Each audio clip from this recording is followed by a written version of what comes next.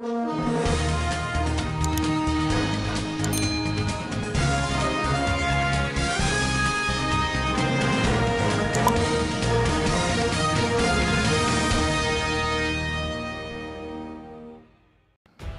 c'était prévisible, mais honnêtement, j'ai été très surpris. Ah bon? Parce que je connais l'homme. Et je me suis même risqué à pas dire qu'il ne rejoindrait pas Benno Bokk Yaakaar. Parce que quand même, le président Pape Diop, ñëpp ko xam ci responsabilité ak ci ancrage am ci opposition. Parce que man, je suis dans un cadre politique. Le premier cadre politique qui m'a participé, c'était le Front de résistance nationale. Et ce qui m'a indi, c'est les deux mots, front et résistance. Donc, parti politique, nous sommes regroupés au siège de Bokk Gis Gis. Parce qu'il y avait des subjectivités. Il y a des gens qui voulaient dem siège du PDS, par exemple. Il y a des gens qui voulaient dem siège du PASTEF. Il y a des petites bisbilles là entre politiciens. Il a fait l'unanimité en offrant son siège et sa logistique à toute l'opposition de l'époque. Donc, c'était un très large front qui a mené des combats pendant 3 ans. Nous avons contribué financièrement, logistiquement, à toutes les luttes qu'on avait entamées. Je gis aussi un moment, surtout en 2019, nous avons un contentieux exacerbé avec Macky Sall. Donc, j'ai eu une chance de savoir que je suis au Sénégal. Je gis nit koo xam ni dafa jiital intérêt Sénégal dafa ancré ci opposition donc man xalaatuma woon ni lecture am dana ko may mu rejoindre camp président Macky Sall parce que président Macky Sall askanu Sénégal daf ko won gannaaw donc ku am lecture politique boobu doo dem ci camp président Macky Sall parce que résultat élection yi li mu wone moi, le peuple a tourné le dos à ce régime-là. Et nous avons dit askan bi won na régime Macky Sall gannaaw parce que musuloo gis avant les indépendances ba légui Sénégal élection législative boo xam ne opposition am na presque la moitié ou la majorité des sièges parce que fi mu nekk nii ça se joue sur un mouchoir hein. Opposition 80 pouvoir 82 yoo xam ne dañ ko lijjanti parce que moi j'avais donné les résultats la veille. Comment ça? La veille sur un plateau de télévision Walfadjri notamment j'avais annoncé que 82 la ñuy jox nu mu tudd ci Benno Bokk Yaakaar 56 Yewwi et 24 Wallu les autres ku nekk 1 et même les valeurs relatives 46,34% waxoon naa ko donc parce que c'est un papier qui avait été donné à Ali Sireba yoo xam ne dañ ko calé woon ba pare te loolu la ñu mujj publier donc l'histoire nous a donné raison le temps plutôt nous a donné raison donc je disais donc quelle musul gis opposition bu am 80 députés presque la moitié des sièges ak 3 yoo xam ne dañu supposé favorable à l'opposition dont un de moins muy Pape Diop léegi il y a 2 autres qui restent l'opposition pourrait se retrouver avec 82 sièges contre 83 c'est assez serré loolu musul am. Les 2 autres pour positionner en non-aligné aussi. Waaw tout est possible tous les cas de figure sont envisageables mais dama bëgg a wax rek malgré ce score là ci ay résultats yu ñu contesté l'opposition n'a pas jubilé par contre ki nga xam ni moo perte majorité am bay lijjanti ay 1 siège 2 sièges kooku moo nekk di jubilé yow nga dégringoler à ce point là mus ñu am régime bu am si peu de voix ba noppi di jubilé donc ça veut dire que ñoom deewoon na donc quand on n'a pas cette lecture nga dem dans ce camp là parce que de toute façon le camp de Macky Sall c'est fini c'est un navire qui coule gaal guy dig na ku ci dugg boo labee yaa tooñ sa bopp parce que fi mu nekk nii li xew li bees Sénégal mooy le peuple a pris le pouvoir le peuple a pris le pouvoir parce que fi mu nekk nii peu de gens osent transhumer vers l'APR et Benno Bokk Yaakaar. Président Pape Diop, il a dû prendre son courage à 2 mains. Parce que bon, son discours, ça, c'est un discours très, très offensif, très guerrier, comme s'il y a un problème avec le reste de l'opposition. Approche Bobo, donc on déplorer parce qu'on ne tire pas quand même sur l'opposition aussi gratuitement. C'est malheureux parce que c'est un argumentaire. C'est un argumentaire. Parce que quand même, Sénégal, on est très évolué sur le plan démocratique. Bon, le vote bi amon, c'était un vote très technique parce que c'était une intercoalition. Qui y a une localité, il y a voté Walou, qui y a une localité, il y a voté Yewi. Mais les gens ont compris ça. Déchets Iberioul, c'est très négligeable. Donc, Sénégalais, ils ont opéré un vote très technique, ils ont une maturité démocratique. Le vrai problème, c'est-à-dire, le ton des discours, le ton va en guerre. Il n'y a pas de guerre. On vient d'élections, il y a des résultats. L'opposition, Yewi, Walou, parce que nous avons remporté la palme, gardez cette sérénité. Des fois, nous recours, nous ni tek.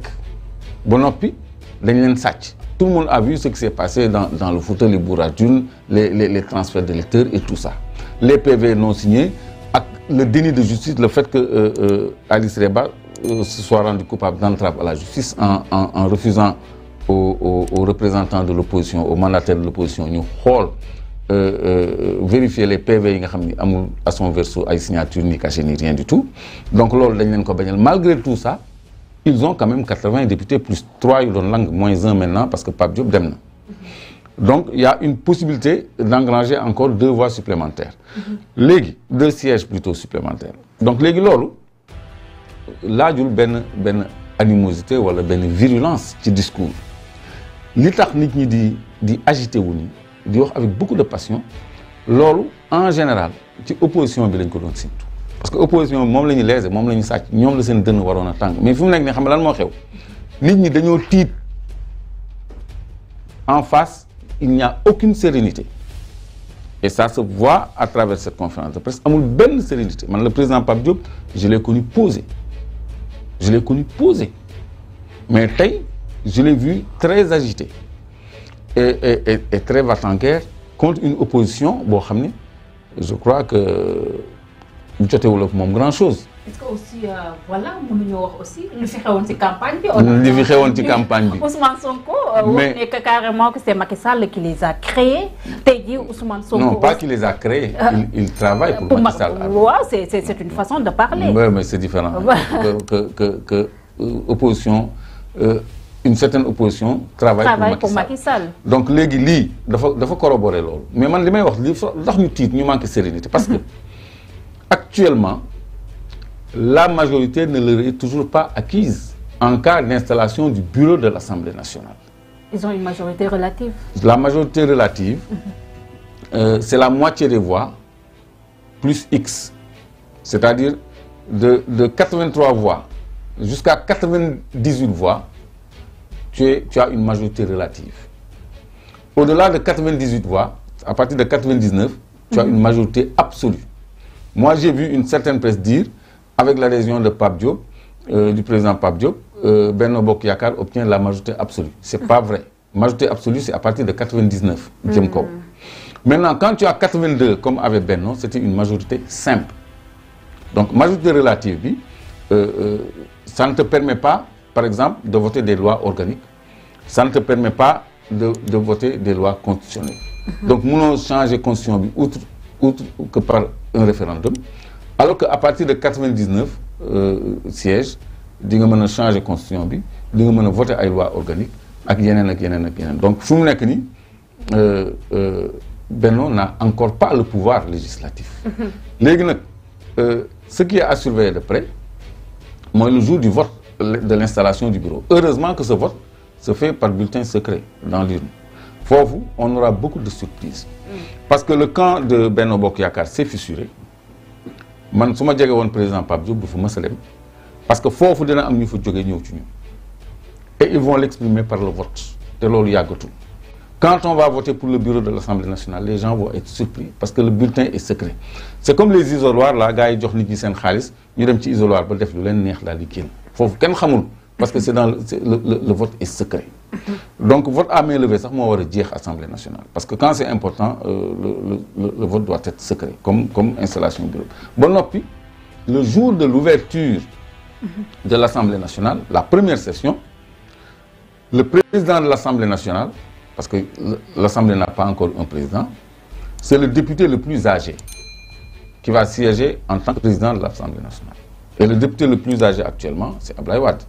Mais voilà, il est handicapé aussi par son âge aussi. Non, il est avantagé par son âge parce que ça fait de lui le président de l'Assemblée nationale le temps que le bureau soit formé. Donc, Lolo, c'est lui qui va diriger les travaux et il aura son mot à dire. Maintenant, ci perspective boobu on doit s'attendre à beaucoup de surprises parce que ñoom li ñu ragal mooy opposition bi am majorité réelle à l'Assemblée nationale nga xam ne dinañu mën a par exemple mettre sur pied dama koy fàttali tout le temps xam nga haute cour de justice c'est l'institution qui juge le président de la République et les ministres. Assemblée nationale moo koy taxawal Assemblée nationale mën na taxawal haute cour de justice interpeller directement président de la République ci ay malversations yi nga xam ni mu ngi fi bi mu ñëwee ba tey donc mën na interpeller aussi ay ministres ci ay dossiers yoo xam ni ça fait déjà l'objet de rapports de corps de contrôle comme IGF pour Mame Mbaye Niang inspection générale des finances comme OFNAC pour Cheikh Omar Anne ak ñeneen yoo xam ni ils ont déjà été épinglés. Assemblée mën na aussi commettre ay commission d'enquête parlementaire. Tout à fait. Par exemple suñu 1000 milliards Covid yi fu mu dugg suñu 766 milliards ci bënd bi inondation yi fu mu dugg et cetera et cetera. Il y a plein de dossiers y compris ay ArcelorMittal ak ay Petrotim ak ça c'est le président de la République son entourage. Donc ñoom loolu la ñuy ragal. dinañ si ñëw mais Clédor le fait que Pape Diop rejoindre ki nga xam ne mooy le président de la République Macky Sall bu ñu xoolee Pape Diop parcours mën nañu wax ne carrément famille libérale bi rek moo retrouvé wu ak tamit Pape Diop par rapport ak combat yi nga xam ne mënee na ko bien vrai que mu ngi doon wax ne si biir opposition bi la nekk mais finalement est-ce qu'il était réellement dans l'opposition parce que sànq gis nga ko sànq yaa ngi wax di def analyse par rapport ak discours vente à guerre bi nga xam ne mu ngi koy def maintenant vers ñi nga xam ne ñoom lay tuddee l'opposition radicale di wax ne carrément il faut que ñuy arrêter di manipuler la jeunesse du pays inconsciente pour la bonne marche de ce pays. Clédor. waaw loolu c'est un discours vraiment malencontreux parce que moom soxlawul ci période bi mu nekk nii. di ubbi yeneen front c'est inutile pour lui parce que moom. Peut-être am na objectif bu muy viser. mais nag mën na tegee opposition bi na jéem a expliquer opinion bi lan moo tax moom nee na président Macky Sall mën na gouverner par ordonnance cohabitation mën na nekk facteur de blocage ak yooyu bon loolu c'est à remettre en cause parce que cohabitation mooy lan mooy incontournabilité opposition dans la gestion même de l'exécutif au-delà du législatif. Parce que tey jii président Macky Sall ba léegi amul majorité absolue. Majorité relative la am. fi mu nekk nii boo compter le nombre de ses sièges actuellement c'est 83. La moitié plus 1. Donc la plus petite majorité la am. Absolue. Parce que c'est de 83 à 98. Il n'a même pas 84. Donc léegi quand on passe au vote loolu moo tax ñu tuddee ko majorité relative. Parce que boo amee 2 personnes de son camp qui ne votent pas pour lui rek. Il perd la majorité dans le vote. S'il y a 2 personnes qui changent de groupe parlementaire, et parce qu'en matière de coalition, c'est pas réglementé comme pour les partis politiques. Nit mën na jógee coalition Benno Bokk Yaakaar ñëw coalition Yewwi Wallu donc loolu kenn légiféré wu ci. Donc cas de figure yooyu bu amee surtout les mécontents yi nekk ci parti ça va faire basculer la balance de l'autre camp. Donc loolu mooy li nga xam ne lu ñu war a sóoraale donc gouverner par ordonnance loolu day fekk vraiment mu am un blocage institutionnel ñun demaguñu fenn. Pourquoi envisager le pire? Pourquoi ne pas envisager le meilleur? C'est-à-dire une assemblée équilibrée nga xam ne des prises de position concertées, le renforcement des lois, des réelles propositions de loi à l'Assemblée nationale comme la loi criminalisant les LGBT, comme la loi sur le code minier, le code pétrolier, le code général des impôts, le code des investissements, etc., etc. Comme la loi sur les OGM, bi nga xam ne dañ ko dugal et c'est attentatoire à la santé et à la consommation, à l'agriculture du Sénégal. Arbitrage budgétaire yi nga xam ne assemblée loolu mooy rôle am en plus du contrôle des dépenses de l'État loolu lu positif la war a doon ci législature bi donc on ne doit pas crier au scandale comme si loolu musiba lay doon boo xam ne et on nous fait peur avec la gouvernance par ordonnance parlons-en gouvernance par ordonnance Covid paf loi d'habilitation la ñu defal Macky Sall loi d'habilitation 1000 milliards aucun compte rendu on a modifié l'article 69-29. Mais c'était une situation exceptionnelle. D'accord. On y a greffé des mesures exceptionnelles comme la modification de la loi 69-29 parce que état d'urgence ak état de siège surtout état de siège c'était de la prérogative spécifique de l'Assemblée nationale. Président Macky Sall dafa jël état d'urgence état de siège téye ko ci boppam dindi ko ci pouvoiru Assemblée nationale. loolu ba léegi mu ngi ko téye même ci législature bi mu ngi ko téye loolu dañ ko war a delloo Assemblée nationale loolu mooy gouverner par la force maanaam rocci ay prérogatives Assemblée nationale ba noppi loi bu mu bëgg a voter ni da koy voter procédure d'urgence loi sur les OGM ban urgence la am bu ñu koy voter procédure d'urgence loi bi nga xam ne day criminaliser ay manifestations ay destruction de biens appartenant à autrui ban urgence la am buñ ba ñu koy voté loo par urgence kii bi constitution bi mu soppi dugal parrainage par urgence la ko voté sans débat donc yooyu bu fekkee ni am nañu assemblée bu équilibré dootul am mais loolu kenn waru ko ragal tout le monde doit le souhaiter pourquoi on veut nous faire croire que ça va être le déluge pourquoi on tire sur l'opposition c'est pas normal li am mooy une vitalité de la démocratie nga xam ni fu mu nekk nii assemblée kenn dootu fa buur di bummi parce que y a l'équilibre ba noppi nag 80 députés ku ci nekk bu jëlee 3 minutes de temps de parole rek c'est 3 heures de temps c'est 4 heures de temps